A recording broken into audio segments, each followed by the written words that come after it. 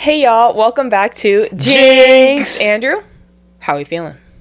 I liked this movie. Yeah? I did. I thought Yeah. it was pretty interesting. See, what'd I tell you? I don't know. I was like weirdly resistant to watching this movie, Yeah. but I actually like the menu. This is what I'm saying. This is what I'm good. saying. Well, like he just said, we watched the menu today. It came out, I think, 2024, maybe, 23. Yeah, that sounds right. I think 2024. Yeah.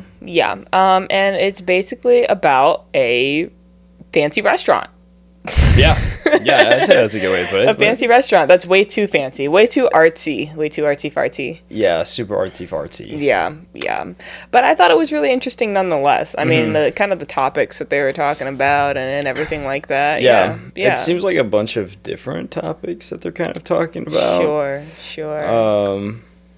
I have a question for you. Do you think that the kitchen is technically considered a cult? Yes. I agree. Yeah. Well, why do you think so, though? Well, I mean, the whole thing is like they kind of end up drinking the Kool-Aid, right? Yeah, I mean, for sure. So, I mean, for those of you who need a refresher, basically the premise of the movie is you're going to a very fancy restaurant, super exclusive. You need like months in preparation for a reservation at this place. It's not even a reservation. It seems more like an invitation than anything else. Sure, something like that, right? And essentially, everybody there is just like really into food. Either they're into food or they're just really rich and they want some sort of experience. Yeah. And or they're critics or... Yes. The head chef there considers food to be an art. And he has seemed to just have some sort of mental break, extremely depressed. And so then he wants everybody at the restaurant to die, but not everybody knows that they're going to die. Well, wait, hold on for a second. Do you think we could break down like all the different types of people that are there? Yeah. Because they're all kind of there for different reasons. They are. And I feel like there's a reason that they're all there for different reasons, right? Yeah. This is a very diverse crowd. Well, diverse in the reasons that they're there. Yes. Right? Yeah. I mean, we have our main character, Erin. I mean, she goes by Margot for most of the movie, but her real name is Erin. And she's there with her date, Tyler. Tyler is the one that set up the reservation for the two of them. Originally, he had a date before, but for whatever reason, I think it's because, like, he said that she broke up with him. But I almost wonder if it was because he told her about what was going to be happening at this date or at this restaurant. Oh, interesting. Yeah, I actually think that's probably what happened. Yeah, that is interesting. But yeah, I totally agree. And so then I think that's why he ended up hiring Erin, who is a call girl. But she thinks that they're like actually together and they're actually dating and everything like that. He invites her out to this restaurant. And he's just like a huge nerd about the whole thing. Yeah, super into it. Super, I need to prove myself. Super, he wants the approval of the people who cook the food and everything like that. He wants to feel like part of the in crowd without actually knowing himself how to cook that well. And then we have an older couple. They just kind of seem like an old, wealthy couple who does not enjoy the company of each other. Oh, my God. Yeah, or if they don't enjoy it seems like something happened with their daughter. Yeah. Something traumatic happened with her. And it almost seems like they've grown bitter with one another, potentially over what had happened with their daughter. Yeah. We don't really know what their backstory is, but it says in the movie that they've been to this restaurant multiple 11 times. Yeah, 11 times. So they obviously have money because it sounds extremely expensive to even go. The restaurant is called Hawthorne, by the way, and it's on a island. And clearly something happened. Yeah. Boo. We hate rich elite islands. Don't own your own island. It's a bad look. It's a really, really, really bad look. Please do not buy an island. And then there's the like three guys that are like they're tech bros. Yeah. Is that what they are? They're like higher ups at some kind of a company. They're higher ups. They're CEO types. Yeah, they're higher ups at the company that owns the island that Hawthorne is on. That's right. That's sort of the important connection there, but they're all kind of douchebags. Yeah, I mean, they're rich tech bros. What can you expect? I mean, that's always going to be the problem, right? And then there's a movie star. He's an actor. But he's kind of like he fell off. He's kind of like a has-been, a little bit of like a Rick Dalton in Once Upon a Time in Hollywood type, I think, an actor sort of at the end of his career, not sure how to continue it onward. Yeah. He's there with his assistant. Yeah, yeah. Is his assistant or is his agent? What's the difference? Well, I think assistants usually like plan out like tasks. Like if you go to them and be like, I have a meeting at this time, at this time, at this time, can you do that? And agents, I think, are more like the connector between you and like jobs. A manager. Yeah. Okay. Yeah, okay. Yeah. So like a manager versus like a secretary. Yeah, basically. Okay, I see. I can't remember. It's kind of irrelevant though which one she is. The point is she plays sort of a role in his career. Yeah. Chef's mother. Yeah, Chef's mother, that one's kind of weird, but yeah. She's just there, I guess. I don't know. I mean, I can't think of anybody else. I think we pretty much covered everybody that's there. Oh, no, the critics. The critics, that's right. They're an important component. They are. There's the food critic, and then there's her assistant, basically. Yeah, and you can tell that's kind of their dynamic because she'll say something super like esoteric and like snobby or whatever, and he'll be like, "Do you taste kid?" Yes, in this? yes, definitely, definitely. There's definitely some kid in there, absolutely. I pointed that out the second they put that down. I understood exactly where you were going with that. Yeah, and then occasionally he'll try and like slip in his own little like food criticisms and to be like, "You're a moron. That's not it at all." Yeah, and he's like, "You're right. I'm totally wrong." Yeah, they've got a funny dynamic in this movie. Yeah. Is there anybody else? I think that's it. I think that's it too. Yeah. Chef's mom plays a little bit of like a grandpa in the Texas Chainsaw Massacre. She doesn't say a word. She is geriatric. Yes. She's sitting there the whole time. Yeah, she is. We just don't get a close up of her. No, we don't get a close up of her, and they don't try and make her hold a hammer. I'm gonna go on a whim and say, out of both dinner table scenes, Texas Chainsaw Massacre still wins out. I mean, it's Texas Chainsaw Massacre. It's Texas Chainsaw Massacre. What are you gonna do? I'm comparing apples to oranges here, but it is unbeatable. It's so true. But yeah, I mean that's pretty much the lay of the land. I mean, how did you feel about just kind of? When I first watched this movie, I thought it was really engaging, and like I was really locked in on the story, how everything was going to unfold, and there's sort of like a murder mystery component to it. How did you feel about that? A little bit. I liked it. I thought it was really interesting. I liked the way that they. I really enjoy the way that they present the menu, you know, and I like I especially love the cuts in between where they like sort of do these fancy shots of the food, and then they tell you like what the ingredients are. And, they'll get a little cheeky with it sometimes too, and they'll be like, s'mores, the restaurant staff, the patrons, that kind of a thing. It's fun. It is. And I do agree. I think there is a little bit of like that murder mystery component, except there's not so much. The mystery is more, what is the chef talking about, you know? Yes. You're left to sort of dissect chef's work in a sense here. Yeah. Which is largely what the movie is about, in my opinion, is being an artist. Yeah, of course. What happens when your work becomes... What happens to you and what happens to your work when it gets to a certain tier or status? Yeah. What value does it have? When you're constantly trying to elevate what it is that you're doing, at what point does it just become this unenjoyable slop that you're putting on someone's plate, where you're eating a scallop off of a rock? Right. And all the characters sort of play like an interesting role in relation to, why they're there dining that particular night, right? Like, what is Aaron's date name? Tyler. Is that it? Tyler's character is actually one of the most interesting to me. I think because so too. I think he's actually one of the characters that I feel I relate to the most in a weird way, where you sort of... take me on a date and... have us die? No, nothing like that ever. Not in that sense so much. But Tyler represents this character who is sort of an obsessive. He's an obsessive fan. He's an obsessive fan, of this. So he knows everything about this. He's the only one in the restaurant that knows that they're going to die. Yeah, and he's actually the only one that like really cares about what they're eating. Yeah. Like genuinely is like very interested in like everything that's being served. Yeah. To the point that he's going to kill this girl over the whole thing. He cares that much about it. So I don't necessarily relate to him in like that psychopathic sense where I'm like, I'd be willing to kill somebody just to have the experience of whatever it is, right? But he's obviously supposed to be an extreme example. Yes.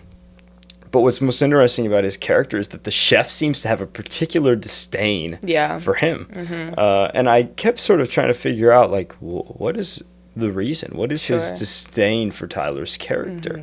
You would think that as an artist of sorts, you would be flattered by that kind of, like, he has seen everything. He cares so much about what is going into the food. He cares about the meaning behind it all. He cares so much about it. And yet that actually seems to be the character I think Chef hates more than the other character. At least that's my interpretation of it. I think Chef hates Tyler the most out of everybody in the crowd. See, I agree with you, and I have a theory why. You do? Yes, I think he views Tyler as being pathetic. I see. That was my interpretation as well. Is that, you know, Tyler is somebody that is so obsessive yet has never stepped a foot in the kitchen himself. He knows all these things, but he himself has never actually done any of it. He can say everything that he wants, and he's constantly trying to look for the approval of Chef. He wants Chef to like him so much because he's such a fan, right? I mean, it's like either of us meeting our favorite directors, right? It's like,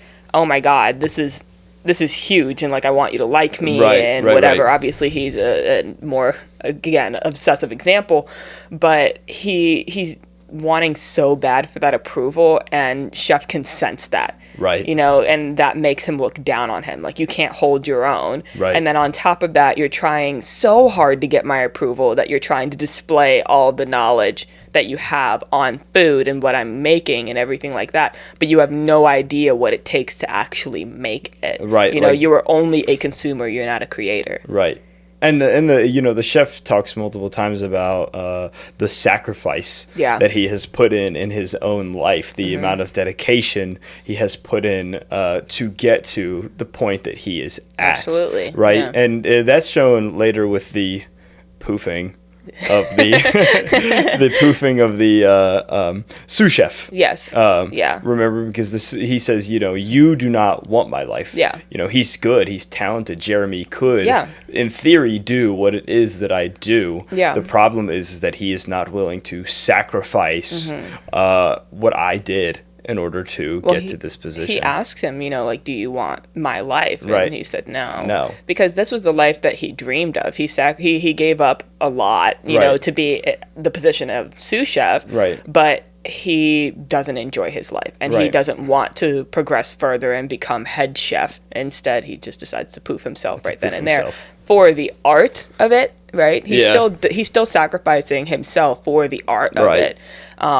But he's not willing to, I guess in that sense, sacrifice the rest of his life to become an actual chef, because he's sacrificing one way or another. He's sacrificing his actual life by poofing himself for the art, or he's sacrificing his happiness and well-being for the rest of a lived life in order to become head chef. It's an interesting point in the movie. I think, going back to, you know, sort of the deal with Tyler. I also think, you know, part of what the chef makes him do sort of harkens back to what you and I are talking about, is this humiliation ritual. Where he's like, all right, you're a chef now, get in the kitchen. You know, all right, well, you since you know so much, here's your apron, and you get in there, show us what you got, you know. And they just sort of make fun of him, you know, and he has everybody crowd around and watch him and all of that sort of a thing. And when it's not good, Chef whispers to him, which I'm sure is basically the chef convincing him to go poof himself. Well, I mean, I also think that there's something really interesting there's a difference between him and the critic, right? Because somebody like him knows a lot about food and can taste all of the different, you know, tastes, I guess, right? He has all the different feelings, he has all the knowledge, similar to a critic, but because he's a fan, it's all positive. You know, he always, there's always some sort of, I guess, fandom to what he's saying, how his reactions are. There isn't any real opinion being had. It's mostly just fandom, like I said. And I think that the idea of him being in the kitchen and having everybody crowd around him was a humiliation ritual, but it was also to try to put him in the shoes of head chef. Yes. To be like, how does it feel having everybody watch you all the time while you're cooking, you know? And he always has these eyes on him. He's always being watched by, whether it's fans, whether it's critics, whatever, he always has somebody watching him. So there's so much pressure there that Tyler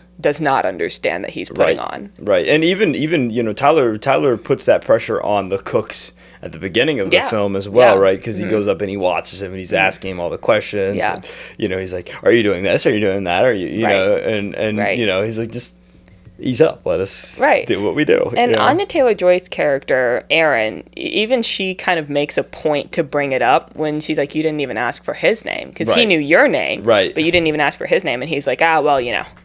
Because it doesn't matter to him. It doesn't matter to him, yeah. Right? The only person that matters to him is head chef, even though the people who are making all the food is his team. He's not in the kitchen cooking, he's overseeing. Right? But I thought that was, his character was particularly interesting because of how annoying and pathetic he was. Yeah. You kind of, I said something about it in the very beginning where I was like, if I was his date, this would be the end of it. Well, it was. It was the end of it ultimately. It was, because I was like, this is so cringe. It's such an ick. And it's not even that, you know, I think that a lot of times I don't want to come off in any sort of way that I'm like a woman saying men can't be excited about anything. That's not what I'm saying. I think men should be excited about things, but he's obsessive. That's yeah. No, I mean, he definitely is. It gets to a certain point where you're like, you're being annoying about it because, you know a lot about it, but he's also just a snob. You know what I mean? Like, he gets to a point where he's at the beginning, before they're even getting on the boat to go, he's like downplaying the reasons that everybody might be there, right? As if like none of them could ever possibly understand this in the way that he does. Right, that kind of thing. He sees the tech bros and he's like, oh, they're gonna be drunk before the amuse. Yeah.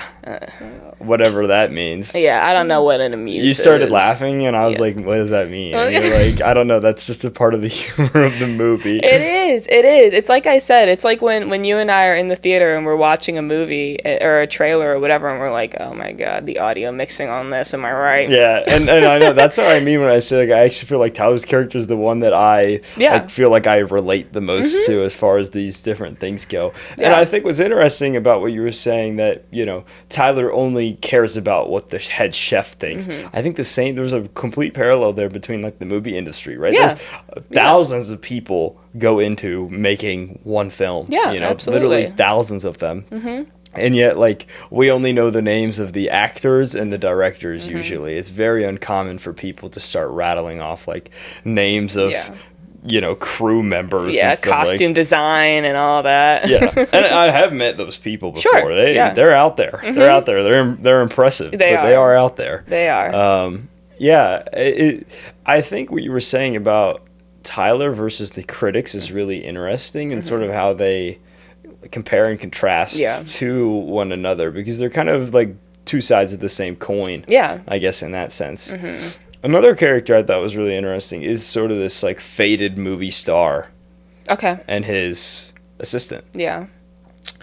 And it's because the chef's reason for him being there is that he hates this movie that he's in, this, like, stupid... Calling Dr. Sunshine or something like that. Calling Dr. Sunshine. Yeah. It seems like a movie that he did to just, like, a throwaway, you know. It was a bad script, it was whatever, but I needed the money. Right. That was sort of that was the deal. Yeah. And he said that he went to go and see that on his day off, and he hated it so much that his face haunted him. Yeah. And the reason that he hated it so much, and why the whole thing haunted him, was that he was like, this is what it looks like when an artist sacrifices what they got into the game for money, for you know, just simply work, for, you know, any of those things. You lose all of the artistry just because you're picking up something that doesn't mean anything. All the care. Yeah. And so this actor character, he sort of seems to be this reflection of Chef in a way that he hates. I think Chef, in a lot of ways, as demonstrated by the scene where Aaron just asks him for a cheeseburger, has become so far removed from what made him love and care about his own craft, what made him even want to be a chef, what made him want to get to this level. That was sort of my initial reading of it, but maybe you could take it as, he looks down on him because he stopped trying to get to that level. Well, I think that there might be a little bit of a difference there, right, in between what's happening here. Because I think that ultimately what Chef is experiencing and what he has so much disdain for about what he does is because, he says to Aaron, I haven't desired to make anybody a meal in years, and he misses that feeling and whatever. And we look at all the pictures of him, like, throughout time, and when he was first starting off as a chef, when he was just making burgers for people and making people happy, making people, just the all-American, meal with lots of heart. That is what made him happy. But in this sort of investment and sacrifice and all of that in this craft, he ended up it became so incestuous, his art became so incestuous and he was so involved with it. It was too much, I think when food, you and I have mentioned this quite a few times, is that, like, we're not those kinds of people. We don't really see the value in going to, like, a really fancy restaurant and having, like, the 9 different super curated courses or whatever, right? Because what you and I want is just a good burger and fries, right? We just want some good food. You go out to eat, you just want a nice hearty meal. And I think that it's because that's what makes us happy, that just brings us joy, right? And I think that he had become so obsessed with his work, and like I said, it became so incestuous, it became so obsessive, that he's no longer making food. He's no longer making meals. He's making experiences. Right. But that's not what made him love cooking. Yeah. It's not what made him love being a chef. And so I think that a lot of artists can kind of experience that. And I think you see that in a lot of directors as they continue in their careers. You can kind of see it. I think that Ari Aster was a victim to it. Interesting. Okay. Because I think that Hereditary and Midsummer, they were both very artsy-fartsy, but they were also both horror movies. Yeah. They were movies. As artsy-fartsy as they were movies, right? Then we get to Beau is Afraid, and you're like, this is experimental film. Yeah. It's over 3 hours long. It's so self-masturbatory. I don't know if I can say that. We can... Whatever, sorry. You're going to get bleeped. Okay, I'm getting bleeped. But it's all of those things, and you have to wonder at what point does it become something that doesn't even inspire you anymore. Yeah. I think that is sort of this interesting point. I think the argument that you're making is interesting because, like you said, you and I only simply desire burgers and fries. Yeah. It's not complicated. No. We're simple in that way. Yeah. When it comes to movies, we look for something more. Sure. Tyler makes this sort of interesting comparison at the beginning of the movie where he says, what athletes, painters, musicians, whatever, he thinks everything that they do is stupid. Yeah. It's dumb. Yeah. He thinks that food is the truest art form, in his snobbery or whatever. I go yummy. Yeah, right. And so he downplays all these other artistic mediums, right? Yeah. I think that food can absolutely be an artistic medium. Absolutely. So in our desire for just burgers and fries, that's not wrong. Just as somebody's desire to just go and watch, whatever, Scream 9, right? Like, I think, I don't want to see Scream 9. Right. I don't care about that. That's stupid to me. I think it's dumb. I think, people should be making original movies. Sure. I think all that stuff, right? Yeah. I think people should try and make movies with meaning behind them, right? But if you just are somebody that Scream 9 makes you happy, Right. Who am I to say that's wrong? Right. Who am I to say the movie's even bad, right? Yeah. And I think that's an interesting larger conversation in the menu is this idea that when you get to a certain point, who are you catering to? Yeah. Right? Yeah. And you can argue... Quite literally. Yeah, who are you catering to? Yeah. And this, like, restaurant full of people is filled with a bunch of just jerks. Yeah. You hate everybody, except for Anya Taylor-Joy's character, pretty much. Like, everybody She's the only one that feels like a normal, grounded human being. A normal, grounded human being, right? So when you get to this point of, like, high art, right? I had this thought while I was watching the movie, and you're listening to the critics talk back and forth to one another. I'm like, who is this food critic making this review for? Right. How many people are going to get to go to this restaurant anyways? Right. It's not like you're reading a Yelp review, right? If you look up and pull up on your phone, like, and I'm reading a Yelp review at a restaurant, that's probably a restaurant I can, like, actually, me, a normal person, can go to, right? Her reviewing this food in this restaurant, how am I? There's not a chance I'm going to get there. Right. You know?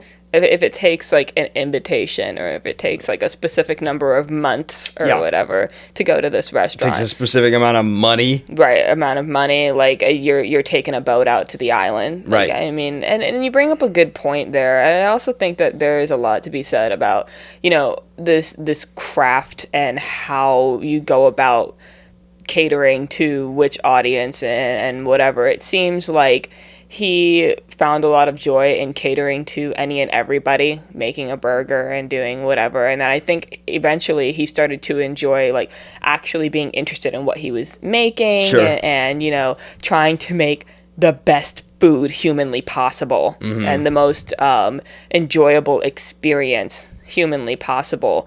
But that ended up taking, and he talks about it, it takes a lot of sacrifice. I think that a lot of artists do have to experience, like, a level of sacrifice that you're putting into your craft in order to create something that is truly artistic or truly original or truly groundbreaking. And I think that can be really difficult for a lot of people and a lot of artists. And I think that it can make a lot of artists miserable. Yeah. You know? Yeah, I think that's true. So what did you think about, we're kind of just working our way through the different groups of people that were there. Yeah. What did you think about the tech bros, or the like finance guys or whatever that were there? I think they were really interesting. I think we all either know somebody like that or have seen somebody like that. Yeah. You know, there's the kind of arrogant man who works in corporate. Yeah, right. Right. But I thought that they were interesting because you see, I know exactly what customer they are, you know. They're just kind of there on a whim, you know. They're there to, and it seems like the three of them were there to just check up on the restaurant and see how things were going for their boss who owns the restaurant. And I think that was kind of their whole, do you know who we work with? And then and then the host was like, you work for. Right. They're not actually there for any particular reason other than the fact that, like, this place has a level of prestige to it. They're privileged enough to eat there. Yeah, and it's also, like you said, where their boss sends them there. So it's that kind of a thing where it's like it's this prestigious experience or whatever, and that's why they're there. But even when they get there, they complain the most of all the guests. Yeah, where's the bread? You know, this is kind of weird. You know, all these different things. So even when they're sort of given this, like, premium experience, I guess you could say, they don't actually want it, which I thought was interesting. Right. Well, and I also think that they have a level of, I guess, undeserved arrogance. Not that arrogance is ever deserved, but, you know, I think because they feel very important, because everyone around them tells them that they're very important. They feel like they can talk down to staff. They feel like they deserve to be able to just ask the kitchen for whatever they want, because they're like, do you know who we are? And I think that there's a lot of have you seen the video of Glorilla getting pulled over? No. I think she was drunk and she got pulled over. And then she asked the cop if he knew who she was. Ooh. Yeah.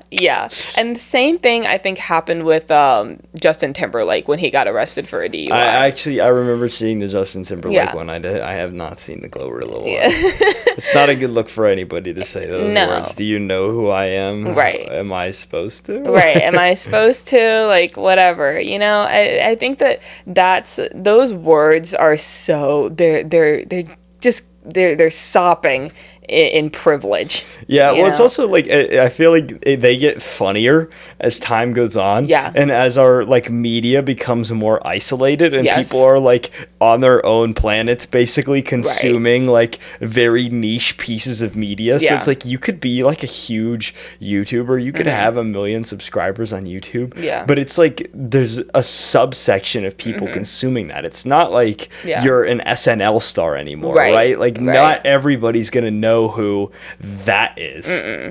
No. Right? Like, you know, it's one of those things where, like, there's a few YouTubers, right? Like Mr. Beast. Yeah. That's probably one that like the majority of people know who Mr. Beast is, right? But he's also got, I don't know how many millions of subscribers anymore. He's got a TV show. He's got a theme park in, is it Saudi Arabia? Dubai? Yeah. It's Dubai. Yeah. For whatever reason. Why, Mr. Beast, if you're watching this, why is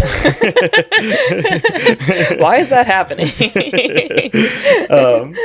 But yeah, like even somebody like Glorilla, I know YouTubers are kind of their own separate thing away from like, you know, traditional celebrity paths or whatever, right? Yeah. But even nowadays where I feel like stuff like music has become so segmented because like we're not listening to one unified source of music. Like a radio. Yeah, like a radio, you know, that kind of a thing where we're all sort of listening to the same stuff. Like I don't listen to pop music ever. Right. Yeah. It's like I don't listen to pop music at all. So when like the new pop girls drop an album or a song, like I don't know what they're I don't know what songs are on there. I've not even heard them. You know, that kind of a thing. So like do you know who I am just gets funnier and funnier as you know, you have these weird pockets where it's like somebody might know who you are, but like what are the odds? Like not everybody does. Well, and especially I feel like that's such an interesting question for like business people to be asking, right? Because as far as I know, business people aren't really famous unless you're like Elon Musk. Like what were we talking about? I was just saying that I think it's really silly for business people to be saying like, do you know who I am? Yeah. Because like no, who are you? Oh, you're the CEO of that one company, right? Who cares? It's like the people that regular people know are Jeff Bezos, Elon Musk, whatever. The rest of the well, those are the two that people know, and it's because they're billionaires. Maybe you could argue though that like that's a pretty insular world. Maybe. You know what I mean? And like the higher, the upper echelon. See, I hate calling them that. The Epstein class. They all kind of know who one another are. No, that's definitely true. I mean, I had a family member who my mom went out to a restaurant with one time, and they, I guess, had to wait for about 45 minutes or something like that. Oh, God. Yeah. So they walk in, they have to wait for a little bit, and my mom's like, okay, that's fine, whatever, we'll wait. And this family member walks back in and says, do you know who I am? Really? Wait, yes. Is this the family member I think it is? No. Out of state. Oh, yeah. Dude, that's crazy. Yep. That's crazy. Do you know who I am? No, I don't. I work at Chili's. It's Chili's on a Friday night, ma'am. I don't know who you are. Ma'am, this is a PF Chang's. And it was just some sort of like, you know, random restaurant like that. Like chain restaurant. And man, this is an El Vaquero. Well, and they were like, you know, my mom was trying to talk to them and be like, you shouldn't, why did you say that? And then they were like, well, I shouldn't have to wait. I'm blah, blah, blah, blah. And it's like, that's crazy. Who are you? It is crazy. It is Who actually are you? Crazy. Of course not. And so it cracks me up when like business people start to feel really important, because I'm like, this just makes no sense for you to be acting this way. Yeah. You're not a celebrity. Yeah. You're just a bigger cog. It's fun. It's funny that you say that because like so my grandpa. was a surgeon. Yeah. In West Virginia. Mm-hmm. And, West Virginia is just small. Yeah. So where my mom grew up, like, he was the surgeon of the town, basically. Yeah. And that was back when, like, being a doctor meant something. Yeah. And you weren't just, like, a shill, basically. Right. Or at least society didn't view you as a shill. Yeah. I'm sure the profession was always shilling. Yeah. Forever shilling. Forever shilling, that's right. Forever shilling doctors. Anyways, my grandpa, his mom, thought real highly of this profession that he had as a surgeon. And so my mom tells a story sometimes where she actually went out with her grandma to a mall. Yeah. Somewhere. And a similar story. I don't actually even remember what the interaction was, if they had to wait. It was minor inconvenience sort of a thing. And she whips out the, "Do you know who my son is?" Not even, "Do you know who I am?" It's, "Do you know who my son is?" Right. No. Am I supposed to have the whole family tree broken down too? I'm supposed to know you. I'm supposed to know your mom. I'm supposed to know your dad. I'm supposed to know your brother, your sister. Right. Ain't nobody got time for that. No, absolutely not. My last name is Epstein. Do you know who I am? Just so you know how important I am. Yeah. Just so you know how scary I can make your life. No, I think that's always so. Until, like, these guys in this movie, it's like the three of them, like, "Do you know who we work with?" Yeah. And then immediately this host claps back and she's like, "I know who you work for." Yeah. Which, I mean, deserved. Absolutely deserved. Yeah. But I think that's another thing that this head chef just hates. Not only that they feel so entitled in functionally his restaurant, like, he doesn't own it, but he runs it. It's his restaurant. Right. They feel so entitled just because they don't even own the restaurant themselves. They work for the guy that owns the restaurant. Right. Well, I think so. That was something that I thought was interesting, is that he kills the CEO that owns the restaurant. Yeah. And he also kills the workers. Yes. Right. He kills them both. And that was me. Like, I was thinking about sort of the disdain I think a lot of artists have for the monetary component of their art. Like, this idea that you can make something and still not own it and not be wealthy enough to own it. Yeah, you know what I mean? It's going to be some, like, business. It's got to be some, like, business, right? Yeah. And the business feels like they are a part of, what it is that you do, And even the CEOs even say that when they, like, drown Poof, the CEO, and they're like, "How dare you? He helped you out during COVID." Right. That whole thing. And it's like, Like, who cares at the end of the day? At the end of the day. If what you're doing is it's like production side of movies. Yeah.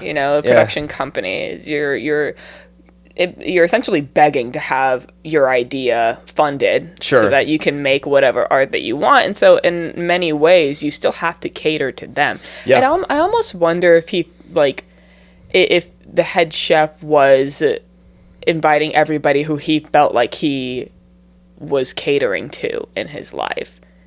Yeah. I mean, I think that is sort of like a direct, that did sort of seem to be the deal to me. We had the critics, we had the fan, we had the owner and his little posse, right? And celebrities. Celebrities, and then you have, like, your regulars, right? Just, like, rich whatever people that continuously just, like, come wealthy back. patrons. Yeah, exactly. And so I almost wonder if he felt like all of these people owned him, and that was him wanting to be free, like he was talking about with. All right. I mean, he's saying that he is now free. I mean, in many ways, he's free spiritually, but he's also free to do his art, right? He's free to finish out what it is that he's wanting to do. And I think that well, he he dies, but I think that's more of the spiritual element of it. Yeah. Right. Yeah. And on top of that, I think that he still continues out his art for, like, the rest of the night, even though he does die. Right. That's true. And so I think that there's like there's an element of catharsis maybe, in what he's trying to do. Yeah, I think I could see that catharsis and like finally eliminating all of the like stressors and everything like that he feels that he has in his life. Yeah. There's an interesting component with the chefs that work for him. There is, yeah. Because he seems to sort of view them even as being a little bit lesser than. Yeah. You know, he kind of refers to them as like basically just like slightly higher level line workers, you know, and in a way, which I find very interesting because they're the ones doing the actual cooking, you know. They're actually... He's very particular about them, yet he doesn't seem to view them in high regard. Right, or as if they're anything special anyways. Yeah. Which is interesting. And I was sort of wondering about his decision to poof all of them with the patrons. Yeah. You know? Well, I almost wonder if it's because he views them as being similar to him. Because he at one point was them. I suppose that's true, yeah. And all of them, they'd have dedicated their entire lives to this restaurant. Because we see in the beginning, they live at this restaurant. And they work at this restaurant constantly. Right. And they're smoking meat for 100 and some odd days, 142 days or something like that. 154 days, I think. Something like that. Yeah. No, you're right. Well, they also, like we said at the beginning, it's kind of a cult thing too, where it's like they have this undying love and belief in this whole thing, and like so much so that they're literally willing to live there and get up at what did she say, like 5 a.m. every single day. Yeah. And you know, like immediately, like day in day out, this is what they do. So you know, it's kind of this interesting relationship that they share with the chef. And I think a lot of the movie is trying to talk about that pain, the pain that comes with artistry, I think. Yeah. And I think that a lot of that pain comes from constantly trying to impress somebody. Yeah. You know, you're constantly trying to prove yourself. You're constantly trying to make things so that somebody finds them appealing. Yeah. And I think we sort of danced around her character a little bit, but I think that the critic, you know, is a really interesting character in that way, because you and I have talked many times about how we hate critics. You know? Yeah, well, I actually don't hate critics. I have mixed opinions on them. I hate art critics. Yeah, like fine art critics? Fine art critics. I hate them. Okay. Because I was going to say, like, film criticism is one thing where I feel like I don't love it and I don't hate it either, you know? Because in some ways, like, I look at myself and I'm like, I feel like somebody like me could maybe be considered like a film critic that just doesn't have a career out of it, right? Yeah. Like the way that you and I talk about movies is basically just what film critics do. Yeah. So I'm not always prodding, trying to look for like... It's more of an analysis. It's more of an analysis, more of an enjoyment and discussion around movies. Yeah. And that's what I think like the best criticism or critics do, right? Is it's a discussion about, you know, the themes, the topics, what's going well, what's going wrong, that kind of a thing. Yeah. Anyways, I'm distracting you away. Why do you hate fine art critics? I just think there's so much elitism in fine art criticism that I haven't found. There's a lot of elitism in film criticism as well. Yes. But I think that it's maybe to a slightly lesser degree than fine art criticism, because I don't love film criticism. I don't hate it as much as I hate fine art criticism, but I still don't really like film criticism. You know what I think it is? I think it's the fact that movies are accessible to everybody. Sure. That makes it a broader conversation, whereas like to my earlier point about this food critic, she's writing this review for who? Right. Like the 1%? Right. Nobody else can go to this restaurant except for her and people like her. So this review is directed entirely towards that audience. Yeah. And then I suppose the chef and the sous chefs or the workers of this restaurant, right? Yeah. Nobody else can have this experience. And it's very similar to fine art, where it's like, who can purchase fine art? Right. Who can be invited to go to the galleries where fine art is being hosted? You know, who's given those opportunities? Well, and I think that there's a lot to be said about, you know, not only is fine art so insular, which is what kind of drew me away from the whole gallery and whatever thing to start with, but I think that what made me so irritated by the whole thing was it was just so uppity. Yeah. Anytime you met an art critic, anytime you were like reading one of their criticisms, anytime you were even in a museum, there's that air about it. There's that air of like, oh, well, you know, this is and it's like, it's what irritates me about a lot of the classic greats that we call great, you know. And I was so irritated during so much of my art history courses because we're looking at a Jackson Pollock piece and I'm like, okay, yeah, he didn't do it, like he was the first person to do it, but also like, what are we looking at? What is this? Right, like how is this relatable? How is this heart? How is this like anything that has anything to do with, like, it's just because it's different, and that's where the abstract work, and that's where all of like the Dada movements and all of that comes from. It's like, well, art can be anything, and art can be this toilet seat, and art can be this urinal, and I'm like, what is what? Well, it actually, in the movie, I feel like they even kind of talk about that with the bread scene, right? This whole, like, idea of, like, we're not going to serve you bread. We're going to serve you this deconstructed form and then of bread. Everyone is like, except for the critic.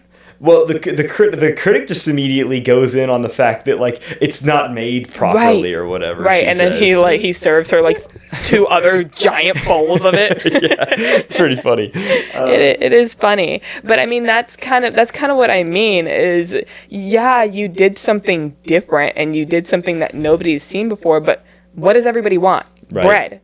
Right. Well, what's also interesting too is you know, the scenes where like the first scene where the sous chef poofs himself is so funny because immediately the critics start like getting off on themselves because they're like, oh my god, he's doing this for us. Definitely. They're doing it just for our benefit. That's everyone why we're here, here. they're acting. Yeah, it's super good. And I think that is a really interesting part of this idea that it's so self-important and it just sort of cycles back into itself. It's not actually for the broader public, right? And I think that maybe speaks to the chef and his joy of just making burgers for people. Is that it's a simpler food, but it makes people happy. It makes people happy, and it makes a lot of people happy. And there's a lot of just generic, average, you know, people or traditional people. Yeah, who are just going to love your food. Yeah, that are just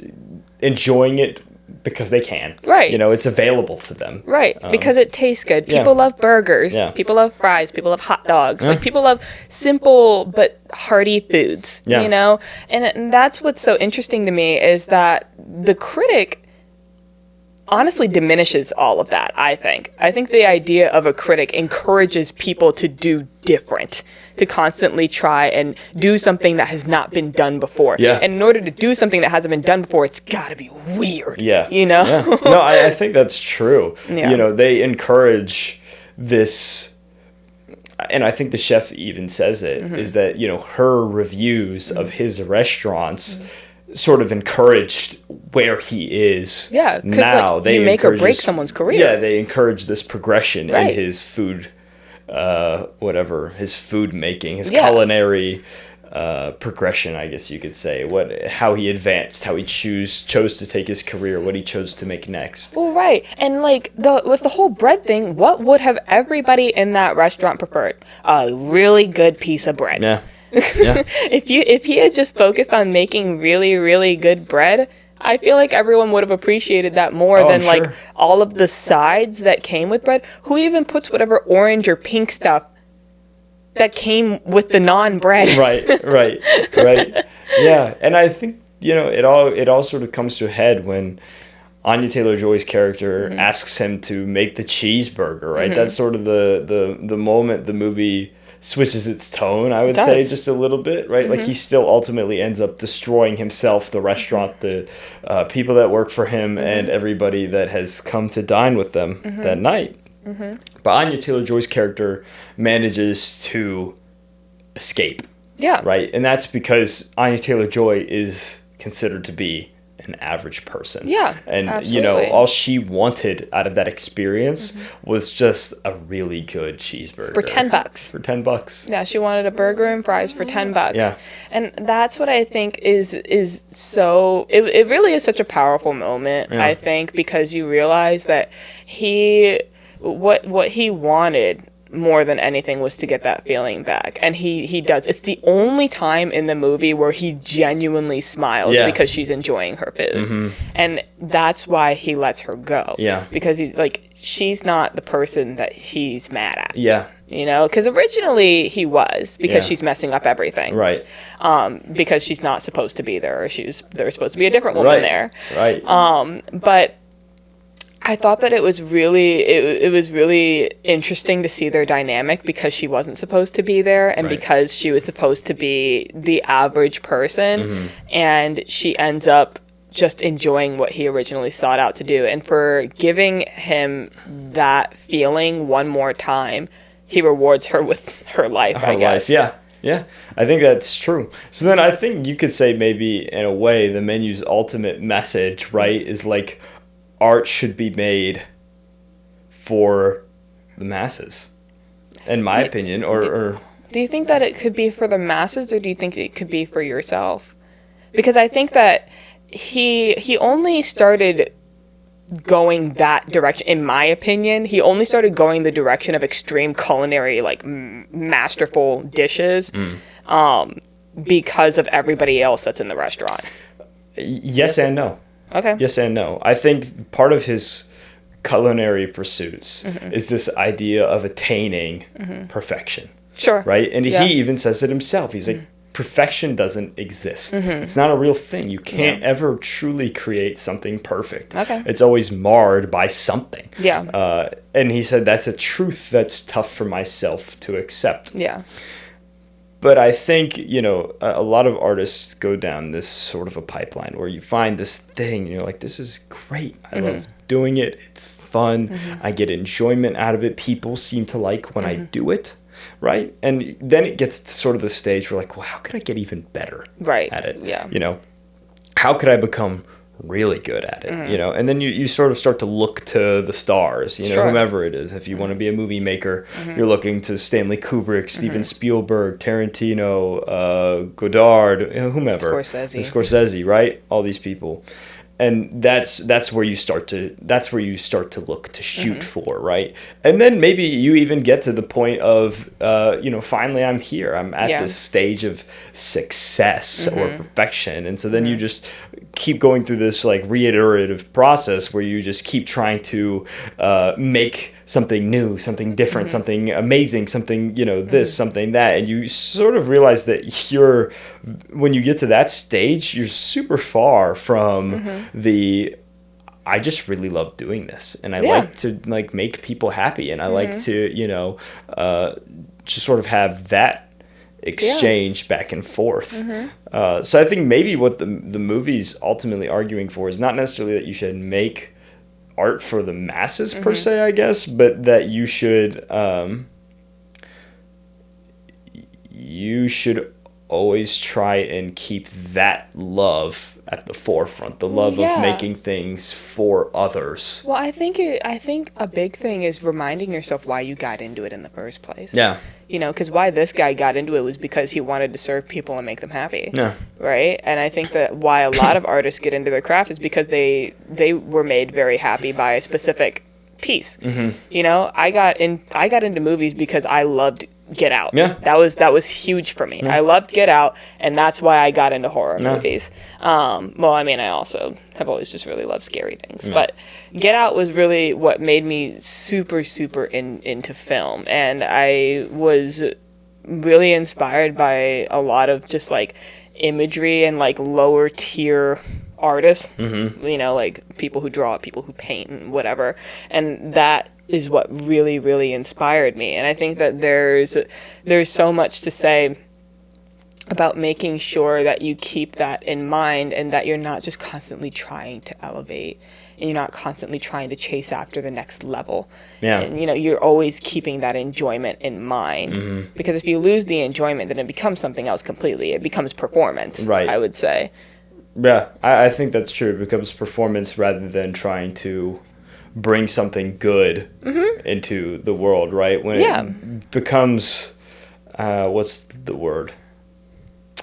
I guess when it becomes pulled away from itself by ulterior motives, I guess impure motives as well, right? Like, I think the idea that I do this thing because I enjoy it and it makes people happy is pretty pure when it comes down to it, right? Like, you like to do it, people like when you do it, and that's a pretty pure transaction right there, right? But the minute it starts becoming about, I need to impress the critics and I need to make money and I need to, whatever it is, I have fans and these sorts of things, that's when whatever you're doing starts to sort of become impure, tainted in a way, impure, and that's why, like, to your point, you always got to keep it back at that simpler transactional stage. This is what I love to do, and that ultimately is what makes that's what makes good art. All right, y'all. Well, that was pretty much all we had on the menu. Lots of art talk today, huh? Very kind of highbrow ourselves. We got. Do we get highbrow? I think we got a little bit highbrow. I don't know. I don't know. Maybe. Nah. Goofy. Getting bashful. Nah, I don't think we got that highbrow. No. Nah. Okay. Well, hopefully not. I'm not really a big fan of highbrow stuff. But if you like this episode and you'd like to see more, I would consider subscribing.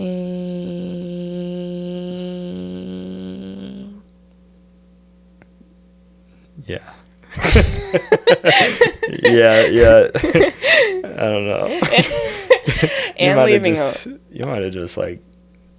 What did I do? You might have tripped them out by doing that. Wait, hold on. It's hypnotic. I've been working on my hypnosis. Oh, okay. Yeah. And also leave a like.